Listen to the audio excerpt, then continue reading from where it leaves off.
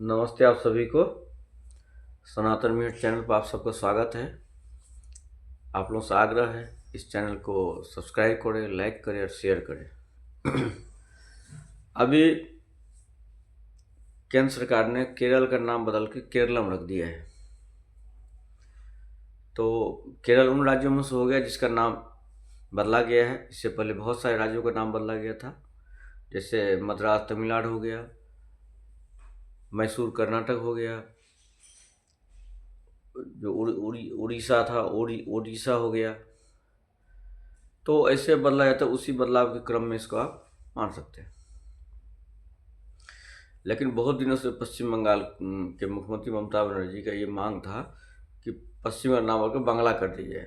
उनका ये कहना था कि वेस्ट बंगाल डब्लू सबसे लास्ट में आ जाता है, इसलिए हमारा नंबर सबसे बाद में आता है, इसलिए हमको बांग्ला कर दिया जाए, जिससे हम जो अंग्रेजी वर्णमाला है उसमें दूसरे स्थान में एक बाद बी में आ जाएंगे हम, और हमारा नंबर पहले आ जाएगा। तो अब जब केंद्र सरकार ने ये केरलम नाम रख दिया है, मतलब नाम स्वीकार कर लिया है, तो उनको कहने का अवसर मिल गया कि जो सरकार जो है बांग्ला विरोधी है।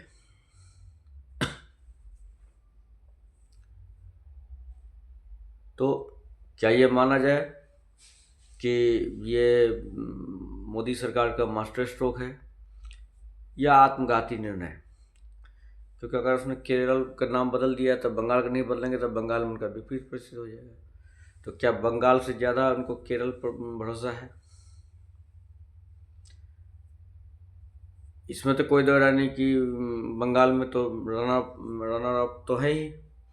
अगर थोड़ा सा अंतर हो तो बंगाल में जीत सकते हैं, केरल में से जीत की संभावना तो उसको नहीं है। खैर, हम बात केरल की करेंगे। केरल में भाजपा पूरा बम बम है। उसको लगता है केरल में उसके बहुत कुछ है, खोने कुछ नहीं, पाने को सब कुछ है। जैसा आपको विदित है, केरल भारत का अलग ही विशिष्ट राज्य है।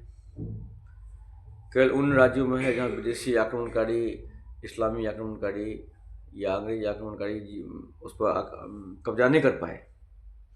छोटे साहब हैदर अली का शासन आप छोड़ दे तो, लेकिन इसके बावजूद केरल के जो अधिकांश जनसंख्या है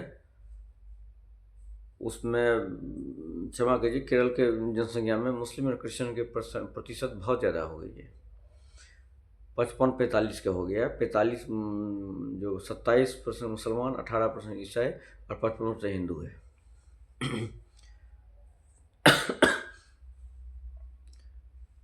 ऐसा इसलिए हुआ कि केरल समुद्र तट पे है और यहाँ से अरब व्यापारी आते रहते थे। फिर बाद में पुर्तगाली और अन्य यूरोपीय व्यापारी आए, उनके साथ उन्होंने अपना जो मतांतरण का पूरा जाल फैलाया, और उससे धीरे धीरे केरल में इस्लाम और क्रिश्चियन दोनों का फैलाव शुरू हुआ है।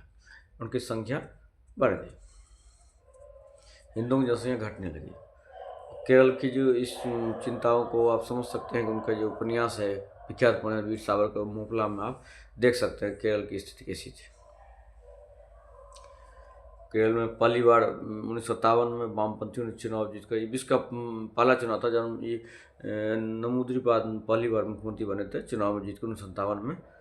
और केरल में पहली बार वामपंथी सरकार बनी थी। पूरी दुनिया में कम्युनिस्टों के जो लोकतंत्र के द्वारा जीत, मतदान प्रक्रिया के बाद जीत के बाद पहली बार सरकार कहीं बनी थी, वो केरल में ही बनी थी।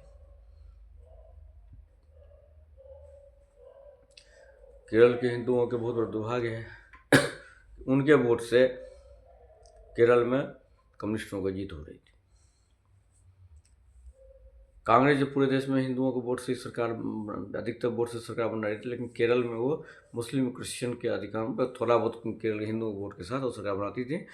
इधर केरल में कम्युनिस्ट पार्टी अपना हिंदू वोट से सरकार बना रही थी।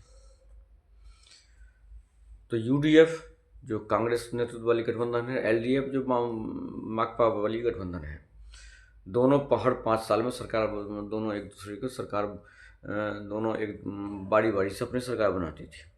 दोनों में एक अंडरस्टैंडिंग थी कि कुछ भी हो, हिंदुओं को केरल में हिंदू संस्कृति, हिंदू सभ्यता का मिटा देना है। ये दोनों का जो एक तरह से अंडरस्टैंडिंग के अंदर से कि हिंदू संस्कृति सभ्यता समाप्त कर दी जाए।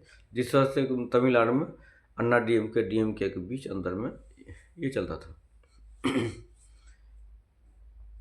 लेकिन धीरे धीरे जैसे जैसे हिंदुओं को उभार आया है तो केरल में भी ये फैली। 2014 के बाद खास कर केरल में भाजपा का उत्थान होने लगा। पिछले लोकसभा 2024 में भाजपा को 20% वोट मिले, कुछ सहयोगी दल को मिला के 20% वोट मिले। हालांकि ये 20% वोट विधानसभा को भी प्राप्त नहीं कर सके। 2021 की विधानसभा में जो वामपंथी है दूसरी बार जीते केरल में। ये पहली घटना थी, कोई सरकार दूसरी बार जीत रही है। ये देखते हुए कि लोकसभा चुनाव में कांग्रेस के 2 बार बड़ी जीत हुई, विधानसभा में उसकी जीत नहीं हुई, तो वामपंथी दूसरी बार जीते। अब उसकी चिंता ये है कि अभी जब भाजपा के न केवल लोकसभा के त्रिशूर वाली सीट सुरेश गोपी जीते, वो वाली जीत गए, और अभी त्रिवेंद्रम उसमें बड़ी जीत मिली और उसका पहली बार मेयर बना है। तो अब उसके उत्थान से एक तरह से एक तो कांग्रेस भी चिंतित है और वामपंथी भी चिंतित है। वामपंथी लगता है कि भाजपा को उभार से उसकी जो वोट है, हिंदू वोट, वो भाजपा में खिसक जाएगा। उसका वही हाल हो जाएगा जैसा उसका हाल बंगाल में हुआ और त्रिपुरा में हुआ। दोनों राज्यों के जो वामपंथी सारा हिंदू वोट भाजपा में शिफ्ट हो गया, तो इसलिए वो अलग चिंतित में है।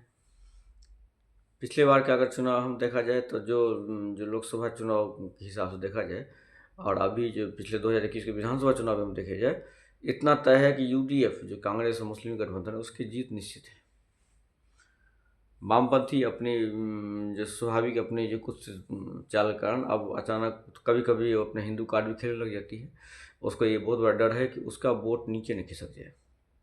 तो वामपंथी वोट जो नीचे खिसकता है, भाजपा ऊपर उठती है, तो ये भी हो सकता है कि भाजपा दूसरी विपक्षी दल बन जाए। हालांकि अमित शाह का कहना है कि हम 37% जीतेंगे, एक बार हम 20 पार कर जाते हैं तो हमको 40% कोई रोक नहीं सकता है। ये अतिशयोक्ति भी हो सकती है, लेकिन त्रिपुरा में तो ऐसे ही हुआ था। त्रिपुरा में मतलब भाजपा का तो कोई नामो निशान नहीं था, लेकिन एक ही बार सत्ता में आ गई थी। लेकिन त्रिपुरा में हिंदुओं का जो प्रचंड बहुमत था वैसे केरल में नहीं है। तो केरल में कितना हो सकता है? केरल में अधिक से अधिक भाजपा का उत्थान हो सकता है, तो प्रमुख विपक्षी दल बन सकती है। अगर भाजपा प्रमुख विपक्षी दल ही बन जाती है तो केरल में वामपंथियों की राजनीति की समाप्ति ही समझे। केरल में एक जो भाजपा के उत्थान के पीछे बहुत बड़ा कारण आरएसएस भी है। देश में सबसे ज़्यादा शाखा कहीं पर है घनत्व तो वो केरल में ही है। उत्तर प्रदेश से ज़्यादा शाखा केरल में लगती है। केरल में संसद में जो मास्टर जी बैठे हैं केरल के, उनके जो टांग काट दिया था वामपंथियों ने। तो कुल मिला के केरल में जो एक बहुत बड़ा प्रभाव भाजपा का है, दूसरा ईसाइयों का है। अभी तो ईसाई मुसलमान साथ वोटिंग करते थे, लेकिन लव जिहाद वाली जो घटना बढ़ी, आपको भी बता दूं कि लव जिहाद के जो शब्दावली है केरल के ईसाइयों ने शुरू की थी। तो इस घटना ने कुछ ईसाइयों कुछ वर्ग भाजपा पर खिसक रहा है। तो अगर ऐसा स्थिति होता है तो भाजपा प्रमुख विपक्षी दल बन सकती है। आगे जब चुनाव की घोषणा हो जाएगी, क्या प्रत्याशी गिनती हुई, उसके बाद ये नए सिरे से निर्णय होगी। तब तक के लिए आप लोगों से विदा लेता हूँ। नमस्ते।